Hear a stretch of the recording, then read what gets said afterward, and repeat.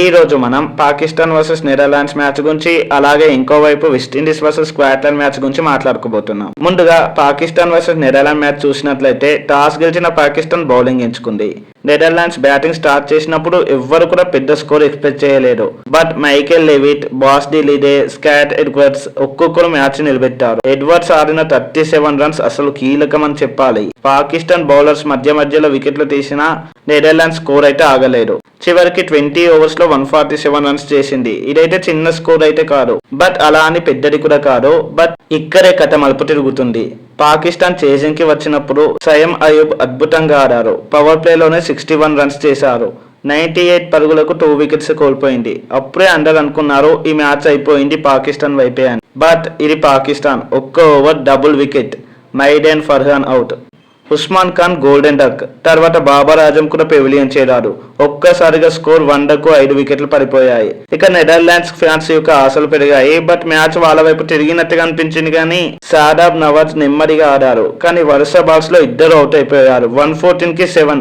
ఇక అయిపోయింది Netherlands day match అనుకున్నాం. బట్ అప్పుడే గ్రౌండ్ లోకి వచ్చారు షాహీమ్ అష్రఫ్. 19th over. షాహీమ్ కి తెలుసు ఇప్పుడే ఆడాలి. ఫస్ట్ బాల్ స్టాండ్స్ లోకి 6 వెళ్ళింది. సెకండ్ బాల్ లాంగ్ ఆన్ లో ఈజీ క్యాచ్ అది. బట్ ఓడౌట్ డ్రాప్ చేశారు. అక్కడే మ్యాచ్ అయిపోయింది. ఆ ఒక్క డ్రాప్ తర్వాత సాయిమ్ ఇంకో 2 సిక్సర్లు ఒక 4 ఆడాడు. దీంతో స్టేడియం అంతా షాక్. నెదర్లాండ్స్ చేతిలో నుంచి మ్యాచ్ జారిపోయింది. ఇప్పుడు సెకండ్ మ్యాచ్ కి వెళ్దాం. West Indies versus Scotland.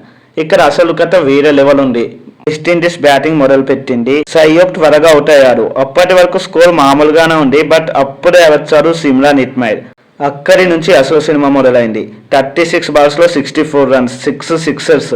పావెల్, రుదర్ఫోర్డ్ కూడా ఫుల్ పవర్ చూపించారు. లాస్ట్ ఓవర్స్ లో వెస్టిండీస్ బ్యాటింగ్ చూస్తే బౌలర్స్ కి నిద్ర పట్టలేదు. 182 రన్స్. స్కాట్లాండ్ ముందరి పెద్ద పర్వతం లాంటిది.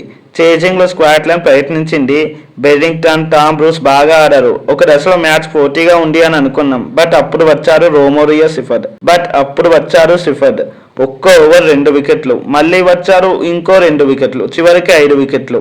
దీంతో స్కాట్లాండ్ బ్యాటింగ్ పూర్తిగా కోల్పోయింది. 147 రన్స్ కి ఆల్అౌట్ అయింది. దీంతో వెస్టిండీస్ 35 రన్స్ తేడాతో ఘన విజయం.